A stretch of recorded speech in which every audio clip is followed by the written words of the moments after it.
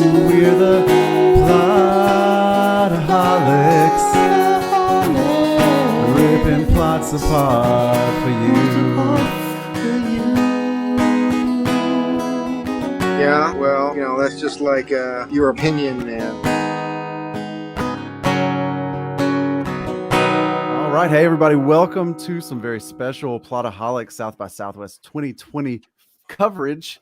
Brian, how are you today? I am oddly giddy and, dare I say, chipper. Chipper, yeah, you've going through the quarantine with you from a distance has been such a roller coaster of emotions. Yeah, it's like one day I'm like Yukon Cornelius, another day I'm like angry and I'm about to just like throw rocks at like random things, and then other days I'm just so happy. Yeah, so I'm glad that we got you on a happy day. Today we are talking to Nicole Bazuin and Andrea Werhun. Let's bring those two ladies in. The stars here of modern horror. How are you ladies doing? Ooh, we're good. We're very good. Yeah. Excellent. I guess where I would like to start is with the genesis of this short documentary. I know that you started with a memoir and then sort of adapted that. So if you, I wonder if you guys could just kind of guide us through that process. You want to start with the memoir? Sure. Okay. Well, we endeavored to create a book based on my sex work experience that was part memoir, part art book. So Nicole and I collaborated together. There it is. It's so beautiful. It is a gorgeous, gorgeous, beautiful book that we crafted together. I wrote the stories based on the 2 years I spent working as an escort, and Nicole was both photographer for the book, but also book director. So she's sort of helped envision what this book could be. And it just so happens that Nicole is more than just a photographer. She's actually a director. So that sort of became a natural transition from making a book together that was like pretty successful, I think, in its own right, and then going to the next level and turning that into a film. Yeah. And what's been lucky too is Andrea is not only a wonderful writer, but also a talented performer and actress. So we were kind of able to take what we had done with the book and then kind of bring it into a new realm to take it to the screen. That's really interesting. And I like how you call Nicole the director of the book. What experience, Nicole, do you bring as sort of like a doctor of story, I guess, from your experience directing film? How did that help you find a narrative in the book?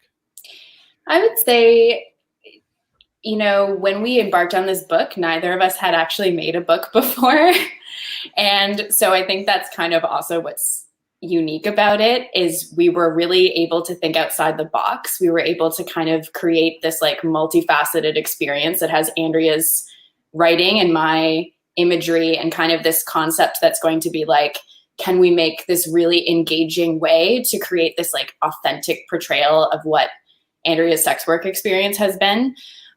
So I think in terms of what I bring to it, obviously as a filmmaker and as someone who tells stories, I think like any of us, you guys are the plotaholics, you're addicted to plots, I think like similarly, like there's just a lot of transferable skills in telling a story on the screen or on the page or through images. I think it was really interesting to make this book and still feel like we accomplished something great, even if we didn't like initially come from the publishing world. And then it's been almost in ways like a more natural progression for me to now take it to the screen. But it's been amazing to have this book, as source material now to be able to like explore in a different way. Brian? Yeah, so first of all, I was watching this while I was on my way to take my mother's trash out. Because it's like, all right, so I want to watch. Yeah, I do. Yeah, I'm odd. And as I'm Brian's going, hard drive has hyper-thread technology, so he can multitask. Yes, I can. Hey, I've been texting and driving from before it was even a thing. But he was writing long form That's letters and okay. putting them in mailboxes. that's right. That's right. Please don't watch our movie and drive. Just Well, I do. What I tend to do is I tend to take in everything like from the audio, and I sort of like make my own video with my mind. It's just the way my brain works. Like I'll listen to movies while I'm writing or editing, and if I've seen the movie enough, it just shows up in front of me. So that's how my brain works. It's weird. Concussions can be a good thing sometimes. Relatable. I get that. Yeah. So as I'm viewing and I'm taking everything in, I have to say that the storytelling is just some of the best that I've dealt with from indie wise. It's just some of the best that I've dealt with, because you were able to build this story and build this experience like I never would have had to look at the screen. So I guess my question is, when you were adapting from the book to film, what was your process like? Well, for one thing, it's been helpful to kind of be immersed in this material and know it so well as a starting point. And I feel like, I've gotten to learn so much as well, not just through Andrea, but also through the touring of the book we've done. We've got to kind of have various sex workers like share their stories and their reactions to the book. So for instance, when Andrea would read at events that we've had, her section of the book where she does share these reviews, and this is like a big feature of the short film, she'll share some of the actual reviews that men had written about her online, and she'll read it out loud verbatim and then read her own version of the same events, which are comically misaligned. So that hearing some other sex workers come up after that event and sort of share their experiences, and or you'd hear them groaning in the audience when you're like, oh, how many of you know about escort review boards? It'd be an audible like, and we also found that while there were like these groans of recognition and laughter from, the sex workers, from like the catharsis of hearing Andrea like present her own side of events, we also found there was a lot of people that like had never heard of these boards existing, which have kind of subsequently been explained as like Yelp reviews for escorts, to kind of try to give you a picture of what they look like, with guys like rating girls' bodies and their sexual performances. So essentially, it's been really amazing as a filmmaker to have that kind of window into this world, and then kind of be able to try to bring that to the screen, and knowing that this is an aspect of our book that I felt was a good focus for the film, because it seemed to be, this maybe lesser known aspect of being a modern whore, or, being in the digital age and these kind of things. So I think that really helped, but also like Andrea's been an amazing resource to me, because I've been able to kind of like interview her. Obviously we're close friends and collaborators, and we've worked together for a number of years now. So I think in terms of adapting it, it's one thing, the source material we'd already done, the experience of seeing how that's been received, and then also Andrea's willingness to kind of be interviewed by me along the way when I was trying to craft what this narrative would be like. But at the heart of it, it's still, this surprises some people. It's obviously like it's nonfiction, but we still consider it a documentary. So there is an interview with Andrea at the center of the film. And that's all still her speaking, like unscripted. It's still her just sharing her stories. But for me as a filmmaker, it was making sure in that interview I was able to craft the questions that I knew would be able to cover like what I wanted to showcase in this particular narrative. So there was definitely some intricacy to making that happen, and research involved to knowing kind of generally some of Andrea's, knowing very closely Andrea's stories before she told them, but still kind of like being open to those little moments when we were shooting it, of her being still able to speak, off the cuff to a degree and put it in her own words as we were going. I wonder if you guys could speak to the decision to make this documentary a little bit more narrative. There are elements of the short film that feel like a narrative film, right? Mm-hmm. and the sort of replications of those events and those sorts of things, like the choice to include that, and what it was like, maybe Andrea, to have to live through sort of a caricaturized version of those events. Yeah, I mean, it is kind of interesting. As far as like generally speaking, we've always sort of envisioned that, you know, if we were going to take the book to screen, that I would have the opportunity to play myself. That's always been part of the modern horror project, that because I sort of have these, you know, a couple of acting skills in my toolbox, so, you know, and I lived it. I'm the best person to play out these stories. Is it strange acting out, you know, my own experiences? In a way, of course, especially if it's something like that, you know, a sexual assault scene. That was a surreal experience, absolutely, to have to live through that. But I think also I have to add, you know, Brian, you already mentioned your concussion. I had just had a concussion right before we shot that film.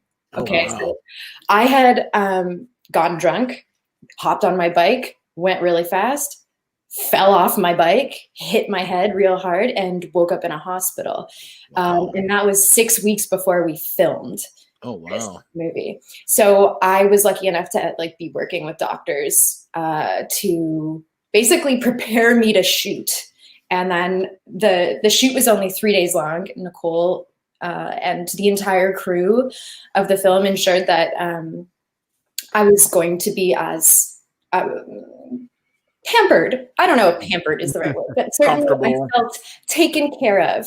There you go. And yeah, I mean, like, but I have to say too, like, but Andrea's in like every scene in this movie. It wasn't like, you know, you are a trooper. I think virtually every shot of this movie is with you in it. So there were not many opportunities for you to rest for those 3 days, but we did our best. Yeah, and I definitely wasn't gonna like say no to making the film. Like we had been planning for a very long time to make this, and so I mustered up all the energy that I could. And then after we finished filming, I think I slept for a week.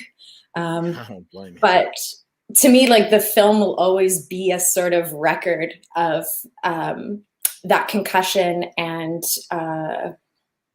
you know, what can happen when you put your mind to something to heal. So I'm very grateful to have made it through and to have this incredibly beautiful movie out in the world, and to have survived my accident, because I could have died and there would have been no film, you know, stuff like that to think about. But yeah, I'm very proud of the film and how it's turned out, and having been able to be supported enough to have the kind of performances that we have in the film. To sort of like piggyback off of some of those ideas, I wonder if you could talk a little bit about what it means to your personal power to be able to reclaim these stories from the review boards and tell them as they actually happen. I can't tell you how satisfying it is. I can imagine. People sound like colossal dick bags. Like, oh my God. It's like being back in freaking high school all over again. Oh yeah. It's like Jock Central. It's like they've got this, you know, a book that they're passing around with each other of all the girls that they pass around. And it's, there's something like very disturbingly immature about it. Mm-hmm. It's so satisfying to tell those stories, because the only way that those reviews exist is sort of in a vacuum in which the women who are being written about are too in the closet to ever refute them or talk about them publicly. And then the refuting thing is interesting, professionally speaking, because if they refute what men say on the boards, they're at risk of losing clientele, you know, losing money. And then, of course, there's a higher risk of violence if they choose to do or say that they can't do something in an appointment, and then you have a guy threatening her with a bad review. Man, all that stuff is so stupid. And so I take great satisfaction in being able to highlight how incredibly dumb it is that these men have power when all that gives them their power is our silence. So what I can do is I can fucking talk about it. There you go. I I love it. know I was talking to Shane when we were before you ladies had come on, and I was telling him about my experiences as a bouncer. And one of the places that I bounced at was at a strip establishment.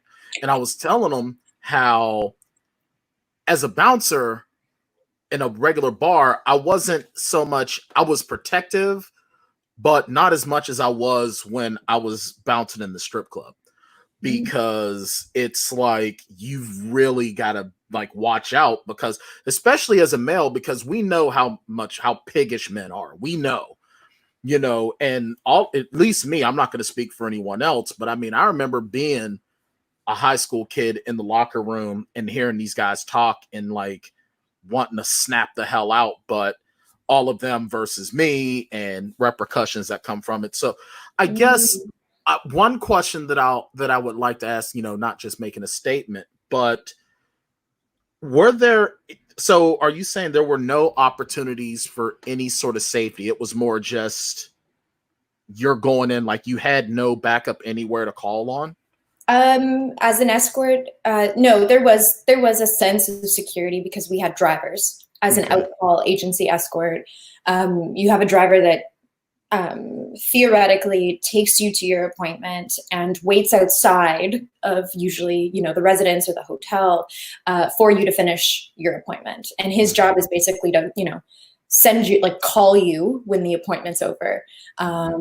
And you respond, and so he knows that you're okay, and then you go down. So there is a sense that there is always somebody there waiting, even if in reality that driver may have like 10 girls that he's driving around that night, and he may not be able to like sit the entire hour outside of the hotel. The idea is that there's somebody waiting for me, there's somebody expecting me to come down, there's several people across the chain that are interested in my well-being here. I'm not like a lone wolf here working independently. Right.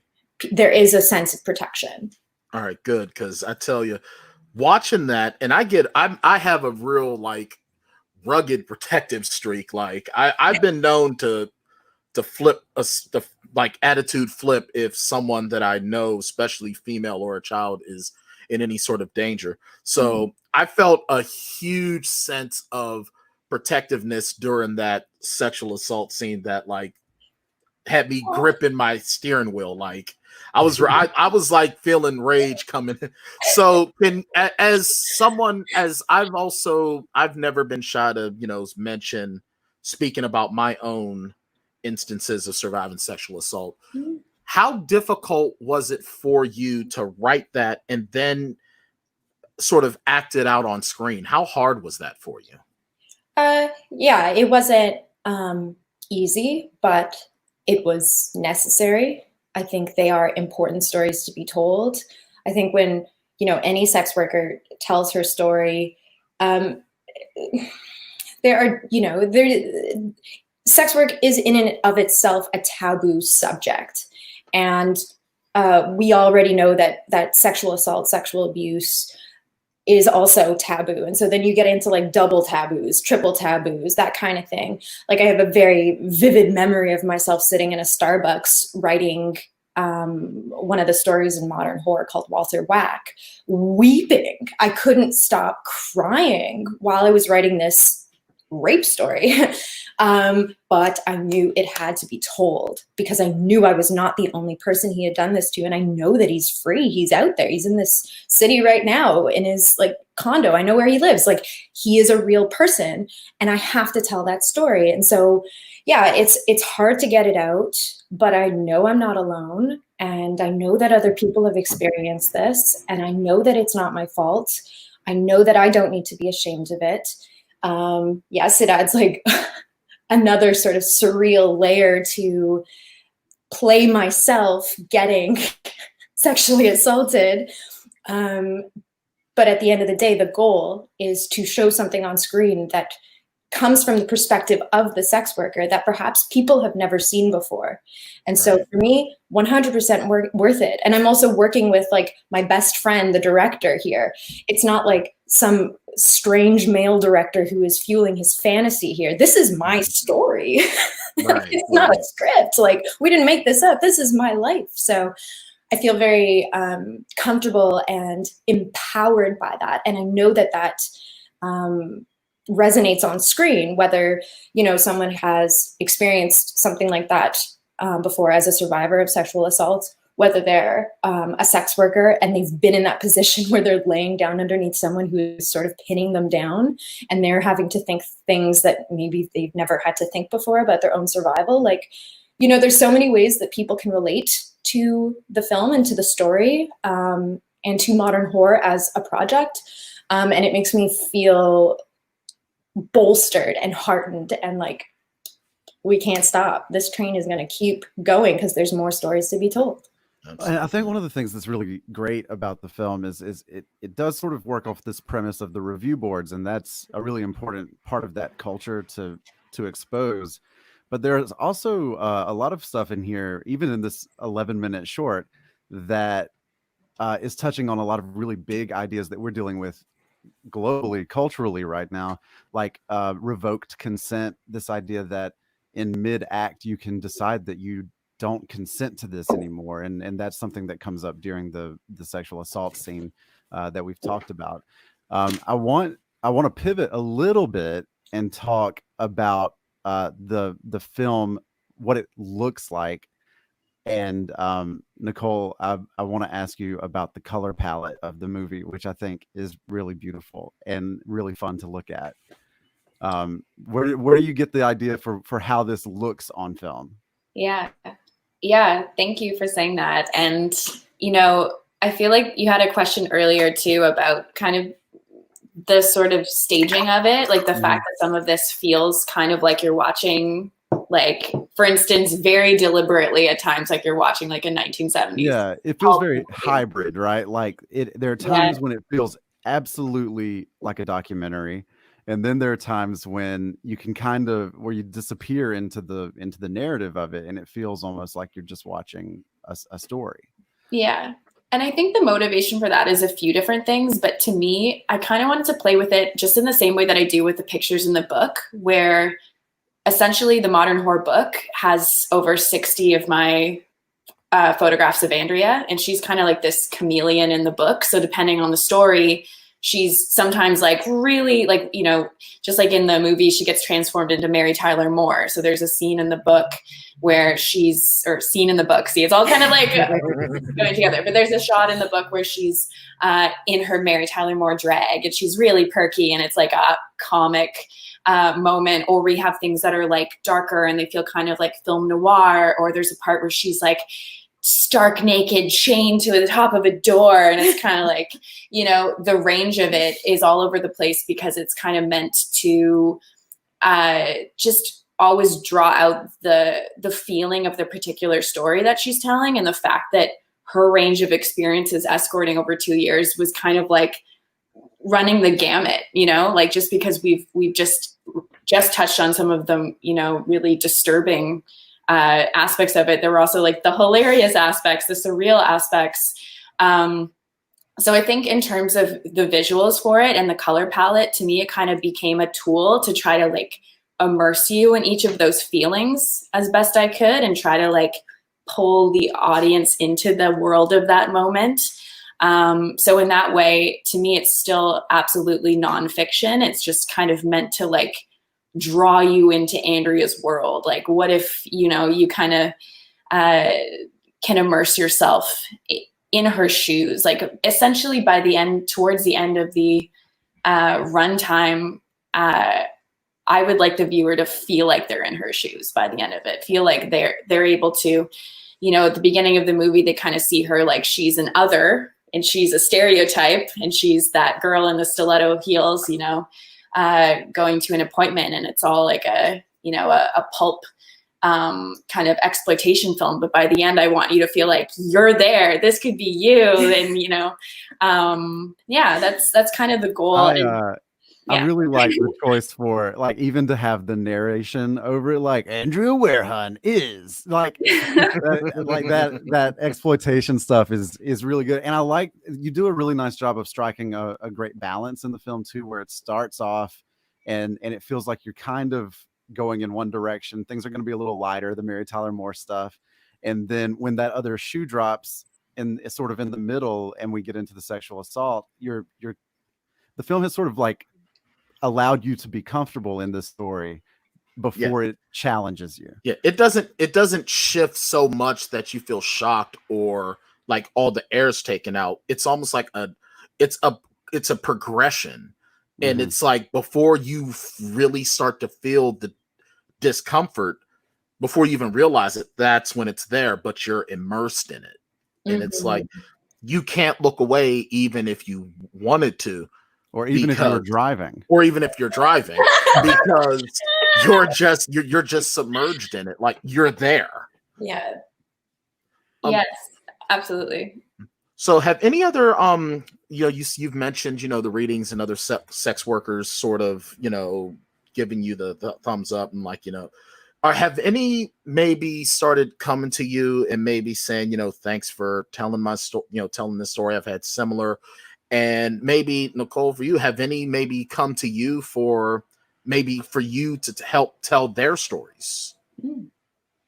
I mean, yeah, I get DMs from sex workers fairly frequently, especially as the film has been available on Amazon and MailChimp as part of the South by Southwest collection. I definitely have people sort of reaching out and thanking me for telling my story and one of the common questions that I get is like, where do you find the courage to tell your story? Like, where does that come from?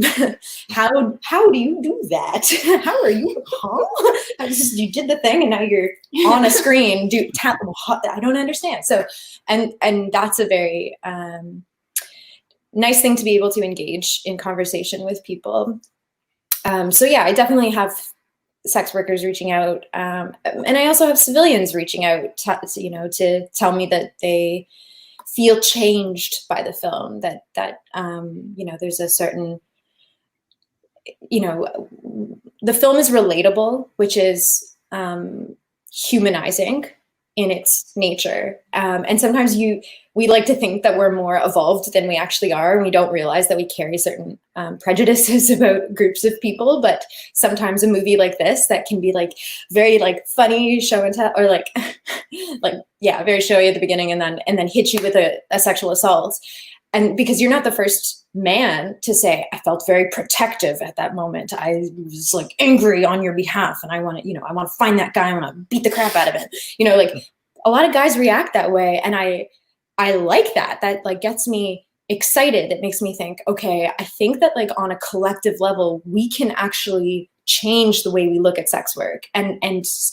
see people fighting for our right to equal rights under the law, because we don't have that right now.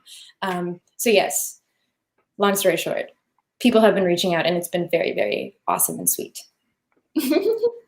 Yeah. And yeah, I'm kind of reflecting on the responses. I would say the majority of feedback I get is just kind of, and makes me so happy, is just kind of that feedback of like, oh, like this is, it feels like it's resonating. If it's resonating and some of the online reviews we've seen, which is like, again, very ironic because this film is about like reviews to an extent, but seeing some of the feedback we've seen even like on Twitter and online, just sex workers saying like, oh, it's like so refreshing to see, a sex worker narrative like this. And, that makes me really, really happy as a filmmaker. Like, cause I feel like, I want to try to bring whatever I can to try to tell this story the best way that I can and do this amazing community like justice, this amazing like, who I feel like have been so generous to kind of like let me in.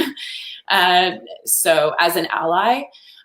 So I think, yeah, I've experienced, that's something that's really satisfying in terms of, I feel like less so people kind of coming to me and saying, I also want to tell my story, because I think as Andrea mentioned, and this is probably part of the reason why so many sex workers probably are like not in a position where they're necessarily able to like amplify their story in that way. So I think, yeah, that would probably be a contributing factor there. So I guess this is probably my last question, and that is, I wonder if you can speak to the development of a full-length version of this film, Yeah. because I think that it's begging to be made, and I know that when I asked you about it on the tweet machine, you did send a frantically typing Kermit the Frog gif. So I assume that means that you're either writing it or that it's in development. So could you talk a little bit about that? Yes. Well, and by yes, I mean no. Oh, yeah. I can talk too much about it. I mean, Well, that seems like it's a big deal then. It is a big deal, Shay. I mean, your words. It seems like there are powers at play here, Brian, that exceed our understanding. Oh yes, I can feel the might of it. I feel the might of it indeed. Yeah. It feels, Brian. I'm just gonna say some things and we'll just watch their reactions. Okay. I feel, Brian, like maybe they've got some major financiers that are helping them pay for this movie. Not yet. Maybe not yet. Okay. All right. I feel like maybe they've been in Give us talks your money. There have been discussions, perhaps, with maybe People. notable companies or people. Hmm. This is all very exciting, what I'm seeing in the, Oh, of the screen. Well, regardless, I'm very excited to see it when it does happen. Absolutely. Because Absolutely. I think that, Yeah, we like that. We like Yes. and yeah, I think because I mean, that, but this is a story that needs to be told, especially Absolutely. now where there's so many things that in the Puritan BS of our justice system. You know, I mean, from my end of it, I look at it from the, being being a minority and the Jim Crowisms in our justice system, but just the Puritan bullshit of our system and how they it's almost like we want to demean something and we want to demean certain people, but we still want the benefits of it too. It's like, yeah, no, the time of hypocrisy is starting to slowly come to an end. And these are stories. This is a story, especially that needs to be told. And people need to pull their heads out of their asses and realize, hey, guess what? Folks are going to do things different than you do it. Deal with it. Exactly. And just because they do it different than you, don't mean that they're less than you. Yeah. Don't yuck someone else's yum.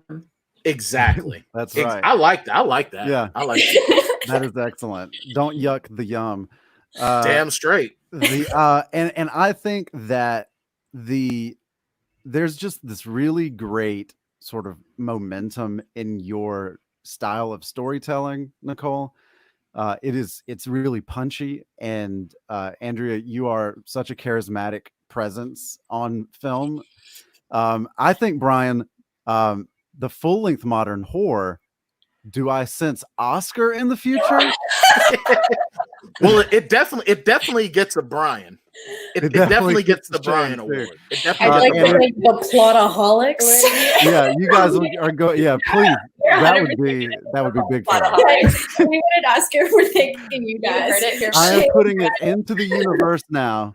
Throw the positivity out there and bring in the good. And I think that it's and I don't think it's misplaced at all if the right people were to see it and it were to get the right eyes on it, because the story is important and the style of it is so unique to that genre that I don't know why it wouldn't at least get some of that kind of favorable attention. So right. And not even just that, Shane, but I mean, in the wake of what we've seen in the film industry with that's true. The Oscars owe us this. They do. And then even still in the industry itself with, Harvey Weinstein finally getting his just desserts. Well, just the first course of desserts. He has more coming. But I think that it truly is time. I think we're coming into the time of women empowerment in film, and not just, well, we have, like, what was it in the 80s? It was like, well, we have Meryl Streep and and then it took you a while to think of who else. We're getting to a point now where, women are taking their rightful place, the way it should have always been. And I think that a short like modern horror becoming a full length feature is another, for me, in my opinion, another step to that, to getting to that point, is the point that I'm making. We would 100% contribute positively to that movement. Yeah. Because I mean, at the end of the day, too much in the film industry has always just been straight white male. And women have only ever just been arm candy, or minorities have just been nothing but, ignorant caricatures. And now, as a straight white male, Brian, I can tell you that I too am tired of seeing the same stories told by the same people. Exactly. And it's time to start getting. I've heard ever since I was a kid, you need, some things need a woman's touch. And I think the film industry, especially, it's been in desperate need of it. I mean, one of my favorite movies from the 80s was directed by a woman, Catherine Bigelow. She directed Near Dark. That was her first full-length feature. And I loved it. Like, that was one of my favorite movies as a kid. And you see the work that she's doing now, and the trail she's blazed. So yeah, it's time. It's definitely time. I am personally very excited for the two of you, because I think that this journey is really just getting started for you. Absolutely. You're ready, like our egos are we can't sit beside each other anymore. Well, and I hope that I hope that as Modern Horror, the full-length film, develops, I hope that you guys are able to find some time to come back and talk to us about that when the time is right. We always have time for the plotaholics. I love that. That's a soundbite right there. That's hell yeah, for sure. That is definitely a soundbite, and I dig it. Well, we'll come back on to discuss our Oscar nomination. Yeah, absolutely. Well, yes, and then we will go on like Good Morning America to talk about how Modern Horror made the plotaholics by thanking us at the Oscars. And I'll be like, you know what? No, they were. I knew before you did. That's right. Yeah, we're gonna be the hipster band fans, right? We're like, well, we knew them before you knew them, and you were into them before they were the in thing. So right, yeah, it'll be this is gonna be our claim. And I'm not blowing smoke up your collective asses either. Like, I do believe that that this film is going to I think it's going to do something for you guys. I agree. Hope so. Thank you. And thank you. I just want to say thanks for supporting. Obviously, it's been a very unconventional South by Southwest, to say the absolute very least. Yeah. Well, this is the one thing that I'm glad that it happened, because I don't get to travel. I don't travel much. I'm afraid of heights, and so I don't do any flying, or I drive everywhere. So I probably, if this didn't happen, I probably wouldn't have been able to see it, and I'd have been missing out.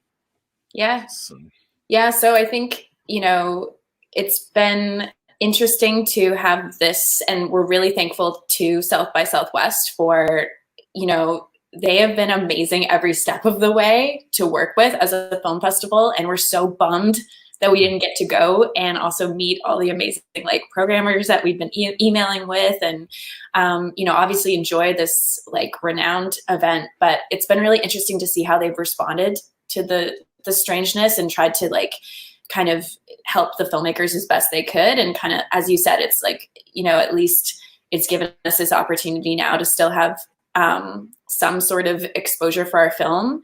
We obviously were excited to go in a theater and hear a crowd reacting.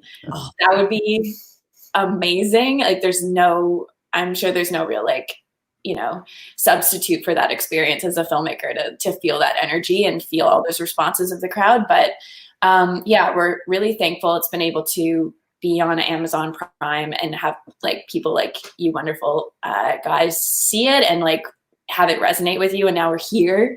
So yeah, it's been an interesting journey. And I think to have people's support to the filmmakers has meant a lot, because making films whether it's a short or a feature. Like making films in general is so difficult, like concussion or not, concussion especially. But it's making films is like a heartbreaking experience. It's so stressful. It's so challenging. So to have any kind of like positive reinforcement and encouragement is like so appreciated. Well, it's really great to connect with old friends. Brian, you know that we go way back with Nicole and Andrea to about 40 minutes ago. Yeah. And it's been a trip, man. It's been a long ride. What a wild journey it's been. I wonder. I wonder if you guys could talk just a little bit about what you have going on next. I was just going to mention, I was just going to say in terms of like the memoir or adding to the memoir, like maybe the Plotaholics will be in the memoir because we're actually expanding it. Nice. And releasing oh it. my God. You're gonna like seriously make me like cry. Yeah, just throw like a transcript of the interview in there. I'll type it up for you. Yeah, because I'll just probably write sob over and over and over and over. No, I'm a big softie. I am. Well, you can find Nicole Bazuin at Nicole Bazuin on Instag and the Tweet Machine, and also you can see some of her other work over at NicoleBazuin.com, including some photography and other work. And you can find Andrea on the Tweet Machine at Andrea Werhun and on Instagram at Wienerwoman. That's right. And find some of her other work over at AndreaWerhun.com. Thank you, ladies, so much for hanging out with us for a little bit. And I do hope that we get to talk to you again sooner rather than later. You were a joy to talk to. And I think that the work that you're doing is incredibly important, and I applaud you for walking out on that limb and taking that jump. Absolutely, because it's not easy to go out to put yourself out there like that and talk about things, especially in this judgmental ass society. So, God bless you, man. That's just doing the Lord's work. I got your back. Don't worry, ain't nobody gonna mess with you and me around. Thank you. Well, we will let you guys get back to your quarantine. Lucky you get to quarantine together, so you get to work on projects and all kinds of stuff. Yeah. Oh yeah. And we will talk. What they want. Yeah. I mean, I'm sorry. We got to give the people what they want. That's right. Touche. That's right. Modern Horror 2. More modern, more horror. Oh yeah. Modern. No, I think it'll be cool. Modern Horror 2. All Saints Day. Electric horror. Yeah. Wow.